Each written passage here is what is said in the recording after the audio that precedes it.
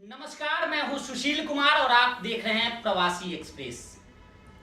बचपन से मेरी लालसा थी कि किसी वैज्ञानिक से मिलूं, देखूं और करीब से पहचान सकूं, जान सकूं।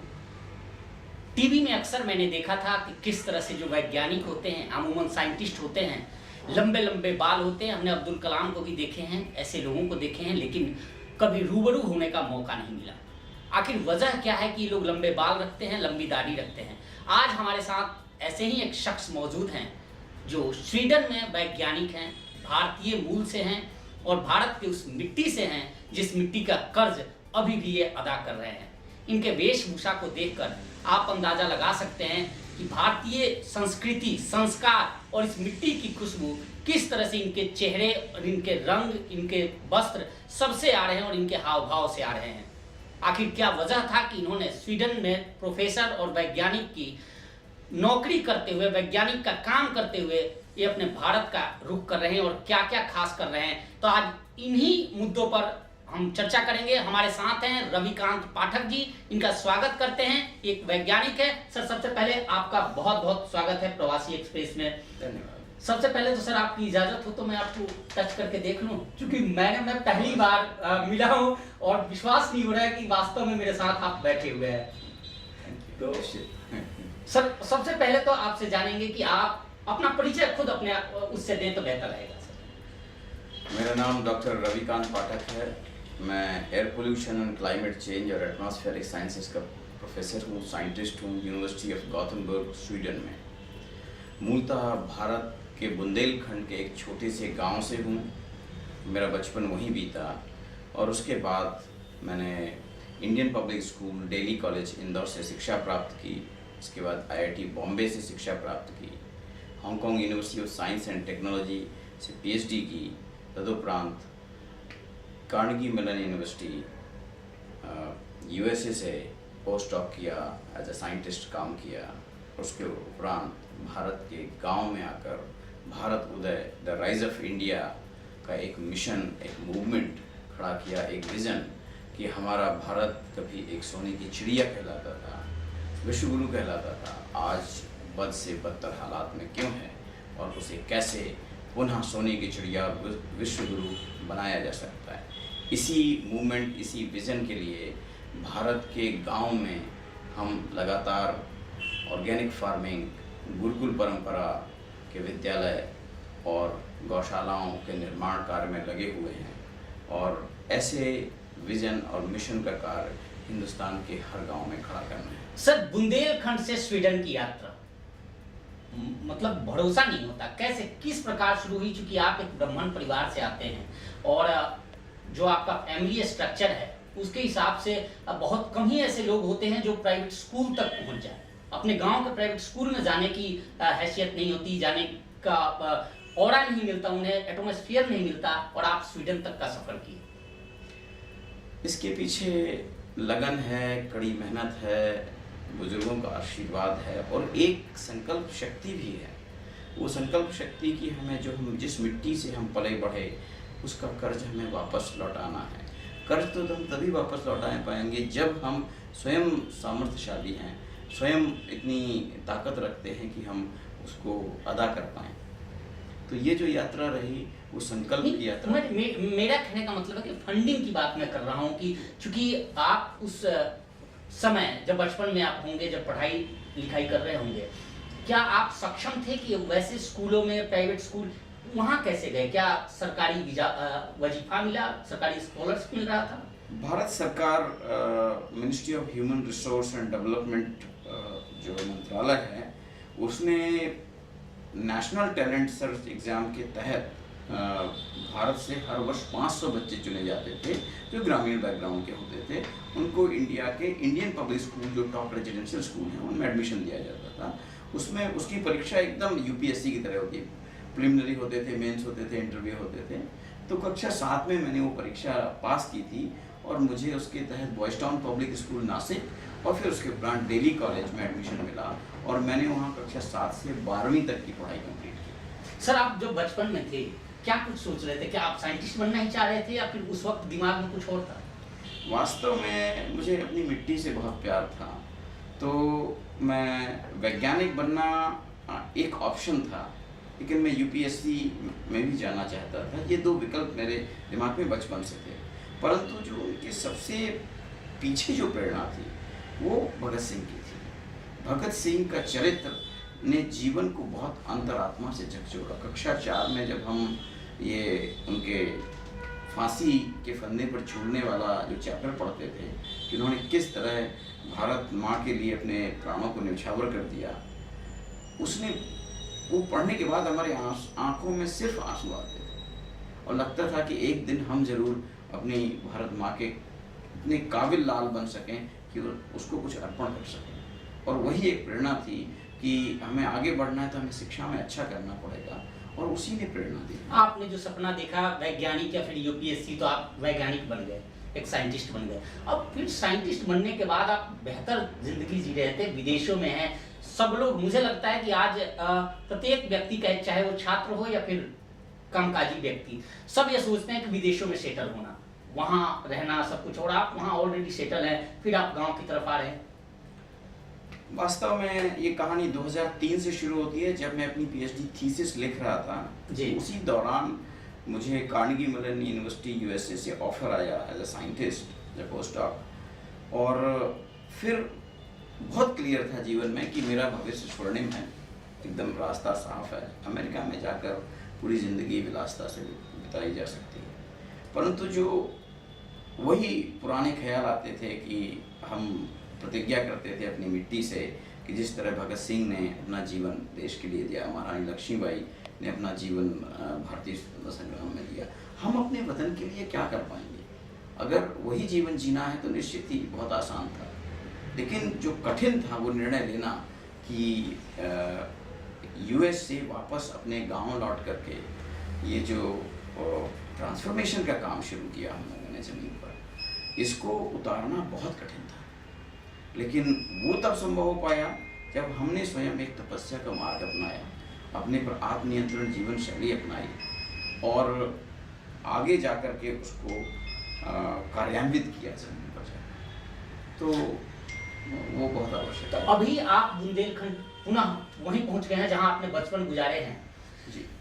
क्या क्या किस किस प्रोजेक्ट पर अभी काम कर रहे हैं और क्या कुछ हुआ है और क्या फ्यूचरिस्टिक प्लानिंग है और किस तरह कर रहे हैं उनसे? लौटने के बाद जो हमने काम शुरू किए, अब 2003 में लौटे, 2007 में लौटे। 7 जी। 2003 में यूएस गए, वहाँ से ऑफर आया, 2004 में वहाँ ज्वाइन किया और 2004 से 2007 तक का सफ़र जो अमेरिका में रहा वो बहुत ही जुनून का था। उस समय मैं पूर्णतः तपस्या में चला गया। 365 दिन में 200 दिन की फास्टिंग की, व्रत रखा, अपने आप पे संपूर्ण नियंत्रण पाया कि कोई भय ना रहे कि लौट करके हम बर्बाद हो जाएंगे। तो इतना जब जोश आ गया तब हमने वहाँ से निर्णय लिया कि हम अपने गांव वापस लौटेंगे और जो बंजर ज़मीन है उसमें हमने अपना ध्वज गाड़ा और वहाँ से। तो अभी कितनी एकड़ की ज़मीन है और क्या क्या उसमें कर रहे हैं आप? ऑर्गेनिक बता रहे थे आप शायद। हाँ, तो ये जो जब हम यूएस में थे तो उस समय पूरा खाका तैयार किया गया और वो खाका की काफ़ी प्रेरणा गांधी जी के साउथ अफ्रीका का जो उनका मूवमेंट था वहाँ से निकली कि वो कैसे गरीब असहाय लोगों के साथ मिलकर के उन्होंने टॉलस्टॉय फार्म बनाया, वहाँ पर लोगों के साथ एक कम्युनिटी बनाई और उन लोगों ने मूवमेंट खड़ा किया। वास्तव में हिंदुस्तान में चुनौतियाँ उसी प्रकार की हैं कि एक अकेला निरीह आदमी क्या कर सकता है, तो उसके अंदर संकल्प शक्ति और तपस्या का बल नहीं होगा तो कुछ नहीं करता। जब यूएस में ये दोनों हमारे नियंत्रण में थे, कंट्रोल में थे, कोई भय नहीं था, तो हम लौटे और हमने एग्जैक्टली वही काम किया कि बंजर भूमि पर एक छोटी सी कुटिया बनाई और वहाँ पर ऑर्गेनिक फार्मिंग का पहला एक्सपेरिमेंट शुरू किया। उस पहले एक्सपेरिमेंट में हमने मौसमी, आंवला, गुआवा, अमरूद और सागौन, टीक, बहुत सारे और वृक्ष लगाए। हजारों पेड़ एक वर्ष में खड़े कर दिए। वो बंजर भूमि जहाँ फलदार वृक्ष होते ही नहीं थे वहाँ पर एक्सपेरिमेंट शुरू किया और इस एक्सपेरिमेंट में हमारे परिवार ने कंधे से कंधा लगाकर साथ दिया, खासकर मेरी माँ ने पूरा जिम्मा संभाला कि हम उसकी रक्षा करेंगे, काम करेंगे। वो जो 30 एकड़ का काम था शुरुआती 5-6 साल में, वो तुरंत खड़ा हो गया। इसके बाद हमने एक 60 एकड़ में गुरुकुल की स्थापना की। वो भी बीहड़ का इलाका था, कुछ पैदा नहीं होता था, ऊबड़ खाबड़, जैसे आप बेंडेड क्वीन देखते हैं उसमें जो बीहड़ देखते हैं, उसी तरह का इलाका है ये। गरीबी है, किसान संघर्ष में है, आपदा में है। तो उनको एक नई राह देने के लिए, उनके बच्चों के लिए एक स्कूल की स्थापना की। वो गुरुकुल जो मात्र डिग्री पे काम नहीं करेगा, हमने ऐसे गुरुकुल खड़े किए जो बच्चों में चरित्र निर्माण पे फोकस करते हैं, उनके सर्वांगीण विकास, जहाँ योगा है, स्किल डेवलपमेंट है, स्पोर्ट्स है, ऑर्गेनिक फार्मिंग है, गौशालाएं हैं। बच्चा जब वहाँ पढ़ के निकलेगा तो उसमें इतना सामर्थ्य होगा कि पुनः एक वैभवशाली और सामर्थ्यशाली समाज और भारत का निर्माण कर सकता है। बिल्कुल। आपके जो सहपाठी हैं, जो लोग पढ़े थे, साथ में रहे थे, उन लोगों का योगदान किस तरह से, जब आप गांव में लौट कर गए तो वे लोग क्या कहते हैं आपको देखकर? काफ़ी लोग शुरू में, मुझे अभी भी याद है 2007 में जब मैं आया तो मेरे 2 अच्छे क्लासमेट जो जिन्हें लंगोटिया यार कहते हैं, वो एक दिन मिलने आए। मैं उस बीहड़ के टीलों पे खड़ा हुआ था, तो उनकी सलाह शुरू में ये थी कि रविकांत, तुमको अमेरिका से वापस नहीं आना चाहिए था, और ये जो तुम कर रहे हो वो ठीक नहीं है, क्योंकि इसका कोई भविष्य नहीं है। हम लोग तो यहीं बचपन से यहीं से सब देख रहे हैं। परंतु मैंने उनको कहा कि आप चिंता न करें, थोड़ा विश्वास रखें, धैर्य रखें। निश्चित ही आज अगर आप उनको इंटरव्यू करेंगे तो आपको वो सच बताएंगे। मैं इसलिए आपसे ये सवाल पूछा कि अमूमन जब हम लोग कहीं जाते हैं और इस तरह का कोई बड़ा व्यक्ति इस तरह प्रोजेक्ट में लगता है तो लोग कहते हैं कि मेंटली चैलेंज हो गया है, पागल हो गया है। जी बिल्कुल। और ये चैलेंज घर से शुरू होता है। आपकी पत्नी, आपके माता पिता इसको स्वीकार करने के लिए, आपके सास ससुर स्वीकार करने के लिए तैयार नहीं है, क्योंकि उनके सपने होते हैं। हाँ। और सपने पर जब सपनों पर कुठाराघात होता है, हाँ, तो फिर निश्चित तौर पे वो एक ही रास्ता बचता है कि नहीं, ही इज मैरिड। एब्सोल्युटली। और 2007 में हमने वो सारा झेला है। सारे लोगों का व्यंग भी तो झेला है। वो ये जो यात्रा है माँ भारती के चरणों की, वो इतनी आसान नहीं है। इसीलिए 2003 में जब सोचा कि रास्ता कहाँ से निकलेगा, कि भगत सिंह और आज़ाद की कहानी प्रेरित तो करती थी, लेकिन रास्ता नहीं दिखाती थी कहाँ से निकलेगा। रास्ता निकल के आता है गांधी का जो सत्याग्रह का कार्यक्रम शुरू हुआ साउथ अफ्रीका में, कि एक एडवोकेट जाता है, उसके साथ जाती होती है, वो कैसे कम्युनिटी को ऑर्गेनाइज करता है, बिना किसी रिसोर्स, बिना किसी पैसे के धीरे धीरे लोगों को जोड़ता है, एक मूवमेंट खड़ा होता है साउथ अफ्रीका में। उन्होंने टॉलस्टॉय फार्म बनाए, ऑर्गेनिक फार्मिंग की और अपने आप को जीवित जिंदा रखा।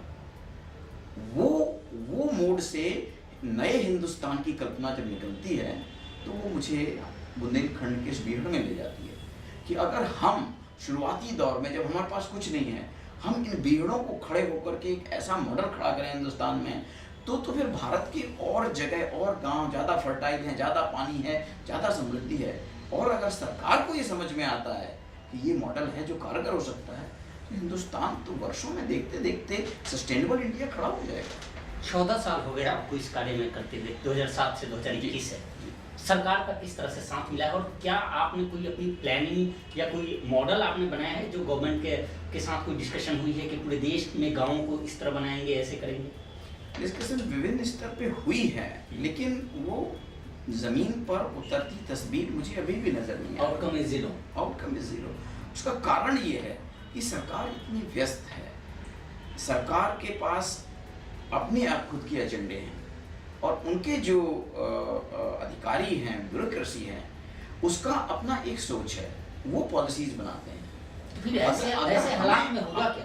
हालात में ये होगा कि अगर जो टॉप लीडरशिप है किसी गवर्नमेंट की, वो टॉप लीडरशिप इस विजन को आत्मसात कर पाती है कि जैसे भारतीय जनता पार्टी की सरकार है उत्तर प्रदेश में, तो हम काम तो आरएसएस का ही कर रहे हैं, काम तो हम गाय पे कर रहे हैं, गुरुकुलों पे कर रहे हैं, ऑर्गेनिक फार्मिंग पे कर रहे हैं, मानवता पे कर रहे हैं। हाँ, मानवता पे कर रहे हैं। और लेकिन ये निकल के उस सरकार तक पहुंच ही नहीं पा रहा है। बीच में इतने लेयर्स बने पड़े हैं कि नहीं, मेरा सर पाठक जी, मेरा सवाल यह है कि सरकार नहीं कर रही है, सरकार ध्यान नहीं दे रही है। आप अपनी अच्छी खासी जिंदगी, जो मतलब कहें कि करोड़ों में एक दो लोग सोचते हैं, वैसी जिंदगी छोड़कर आप फिर उसी मिट्टी में आए हैं, उस मिट्टी का कर्ज अदा कर रहे हैं। गवर्नमेंट भी नहीं कर रही है, आप अपने स्तर पे सब कुछ कर रहे हैं। क्या लोगों को क्या संदेश देंगे कि उन लोग ऐसी स्थिति में क्या सरकार पे ही निर्भर रहना चाहिए या फिर अपने से कुछ करना चाहिए? क्योंकि आपने भी जब शुरुआत की तो कई व्यंग्य झेले, कई परेशानियों को झेला, 14 साल करीब हो गया, लेकिन आज आपने एक मॉडल खड़ा कर दिया जिसको लोग देखकर आत्मसात करते होंगे और उन्हें लगता होगा कि एक मिसाल है। तो इस मिसाल को लोगों तक पहुंचाने विदाउट गवर्नमेंट से कोई असिस्टेंस लिए, उसको कैसे करें? उसके लिए कोई रोड मैप है? निश्चित ही रोड मैप है। जो मानव के जीवन में एक ही कमी रह गई है कि उसके अंदर अपने कर्तव्य बोध का ह्रास हो गया है, वो गायब हो गया। और जब चूंकि कर्तव्य बोध चला गया, भाई हमारे भारतीय समाज कभी किसी सरकार या किसी राजा पे निर्भर कभी नहीं रही है ना। तो वो जो जनमानस है, वो जो कर्तव्य बोध है, जो हमारी रामायण काल महाभारत काल का जो कर्तव्य बोध है वो आएगा। उसकी हम एक यात्रा निकालेंगे बुंदेलखंड से, और उस यात्रा में हम जन समूह तक पहुंचेंगे, उसको बोध कराएंगे गाय क्यों इम्पोर्टेंट है, ऑर्गेनिक फार्मिंग क्यों इम्पोर्टेंट है, गुरुकुल क्यों इम्पोर्टेंट है, क्यों बच्चों में चरित्र निर्माण क्यों आवश्यक है। नई पीढ़ी जो व्यसन में, शराब में, गुटखा में, तंबाकू में, अन्य तरह के एडिक्शन में है, उसको सही दिशा इन्हीं गुरुकुलों से मिल सकती है। आम विद्यालयों में जीवन को सुख और खुशहाल बनाने के जीवन मूल्य खत्म हो चुके हैं। ये जो हमारा मॉडल है वो सिर्फ कोई एक वाटर टाइट कंपार्टमेंट में विकास का मॉडल नहीं है, ये समग्र मानव निर्माण, राष्ट्र निर्माण, समाज निर्माण का मॉडल है। और ये मॉडल तभी संभव होगा जब लोग उन नैतिक मूल्यों पे काम करेंगे। नैतिक मूल्य उनका बहुत अच्छा उदाहरण महाभारत में फिर से नैतिक मूल्य पर तब काम करेंगे जब उनको जानकारी हो, सही तरीके से जागरूक किया जाए। आपने यात्रा की बात की, क्या इसको लेकर कब तक की प्लानिंग है? और गुरुकुल की बात आपने की, तो पूरे देश में ऐसे खोलने की प्लानिंग है? निश्चित ही ये जो मॉडल है वो 4 या 5 या 10 गाँव तक काम कारगर होगा। उससे ज़्यादा भारत की जो जनसंख्या है उसमें कारगर नहीं है, उतने लोगों के, उतने फार्मर्स को। लेकिन इस जो हमारा भारत उदय है, the rise of great nation, the rise of India, भाई एक चाणक्य के समय पर वो हिंदुस्तान खड़ा था, तो वो हिंदुस्तान अब क्यों नहीं खड़ा हो सकता है? उसका पूरा खाका है, उसका पूरा विजन है, उसका मिशन है। इसीलिए हर 10 गांव के बीच में हमें ऐसे केंद्र बनाने हैं, वो केंद्र जो स्वयं सामर्थ्यशाली हैं, उनको बाहर से कोई बहुत फंडिंग की जरूरत नहीं है। एक सवाल और है सर, आप अभी भी कार्यरत हैं जी। ऐसे में समय कैसे आप निकाल कर साल में कितनी बार आप आएंगे, कैसे करेंगे? क्या आपने इसको लेकर कुछ लोगों को जो आपका प्रतिनिधित्व करें, ऐसे लोगों को जोड़ा है आपने, या उसको कुछ प्लानिंग है? क्योंकि आप तो हमेशा आएंगे जाएंगे, साल में ऐसा तो है नहीं कि आप 2 महीने पे आ जाएं, 1 महीने पे आ जाएं। निश्चित ही ये यात्रा एक व्यक्ति ने शुरू की, लेकिन एक व्यक्ति की ही यात्रा नहीं है, ये यात्रा सारे समाज की है। तो नई पीढ़ी के हमारे पास लीडरशिप है, कैडर डेवलपमेंट है, और उस पर काम चल रहा है। तो ये जो केंद्र बनाए हैं उनमें उनकी ट्रेनिंग होती है, कैसे काम किया जाता है, कैसे चीज़ों को आगे ले जाना है। एग्जीक्यूटिव कमेटी है, और हमारे देश विदेश सब जगह नेटवर्क भी है लोगों का।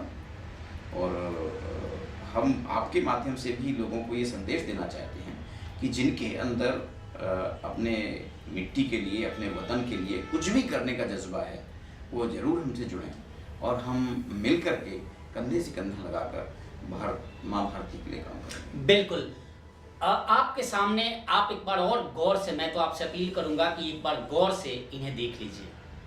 अगर आपके पास भी कोई बहाने हैं कि नहीं मेरे पास पैसे नहीं है, मैं पढ़ नहीं सकता, मैं ये काम नहीं कर सकता, तो आपके सामने एक मिसाल है, एक उदाहरण है कि एक गरीब परिवार से निकलकर अच्छी पढ़ाई लिखाई की, अपने सपने, अमूमन जो हम सपना देखते हैं वो साकार नहीं होता, लेकिन ये ऐसे शख्स हैं जिन्होंने अपने सपने को साकार किया और पुनः अपने सहपाठियों का कर्ज अदा करने के लिए, अपनी मिट्टी का कर्ज अदा करने के लिए ऐशो आराम की ज़िंदगी, विलासितापूर्ण ज़िंदगी को तौबा कर पुनः अपनी धरती पर आए हैं और यहाँ कर रहे हैं। साथ ही उन लोगों के लिए, वे किसान, वे लोग जो बंजर भूमि का हवाला देते हैं, सुविधाओं के अभाव का हवाला देते हैं, और कुछ नहीं करते, उनके लिए भी एक मिसाल हैं कि जो योजना, जो मॉडल इन्होंने बताया है, एक बिहार में इन्होंने एक बाग लगा दिया, गुरुकुल खोल दिए और उसको चमका दिया, चकाचौंध से परिपूर्ण कर दिया। तो निश्चित तौर पे आपको भी इस वीडियो से सीखने की ज़रूरत है और अपने अंदर जागृति लाने की ज़रूरत है, ताकि आप भी